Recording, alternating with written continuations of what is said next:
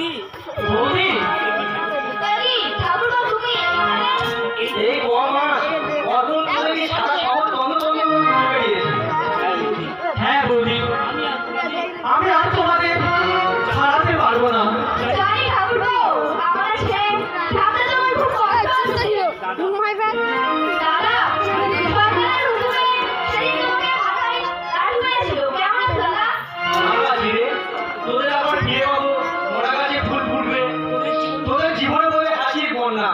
এই আনন্দ বুকে নিয়ে আমি শত আঘাত এবং হাসি মুখে গর্ব নিতে পারি রে। বৌদি আমরা তোমাদের এখান থেকে নিয়ে যেতে খুঁজি বৌদি। কিন্তু ঠাকুর আমি খুব খারাপ হয়ে গেছি বারবার ওই একই কথা বলো না কবিতা। আমি তো জানি কোনো কলঙ্কই তোমাকে স্পর্শ করতে পারে। ফুলের মতোই তুমি কবি। শয়তানরা শত চেষ্টা করলেও তোমার পবিত্রতা নষ্ট করতে পারে। আমার অযোগ্য আমি। তবু তোমার কাছে আমি ক্ষমা চাই। তুমি আমাকে ক্ষমা করো কবিতা, ক্ষমা করো। ও দাদা তুমি এইভাবে আমাকে দুর্বল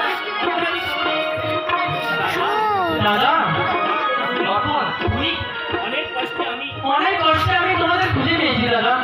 আর এই চুরি বাবুর সাহায্যে আমরা তোমাদের এখান থেকে নিয়ে যেতে দেখছি।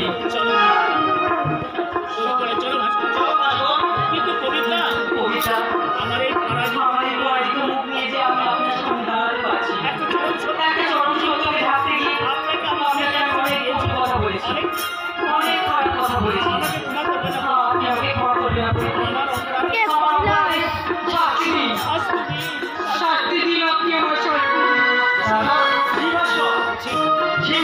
এখন অত যাওয়া চলে না ভাই। তুমি আমার অতি বড় আপনজন। তোমার সেদিনের কথা আমি মন থেকে মুছে ফেলেছি ভাই। বরং চলুন আজ সমহিংসার পথে প্রতিষ্ঠিত হয়েছে।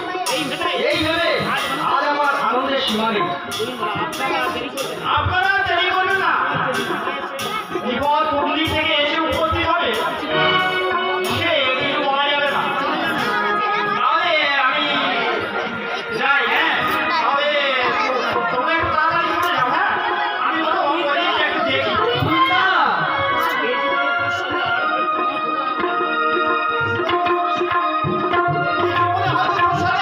দেখা হবে না।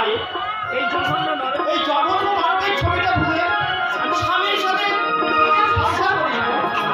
আর একটা ছোট্ট অনুরোধ, যদি কোনোদিন আমার এই মৃত্যু সংবাদ পাস, তখন থেকেই এই অন্তঃপ্রাণার জন্য এক ফোঁটা চোখের জল দিত।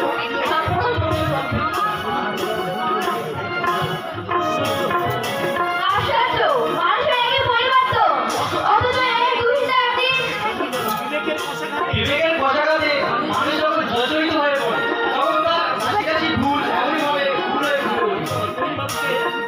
তুই বাবুকে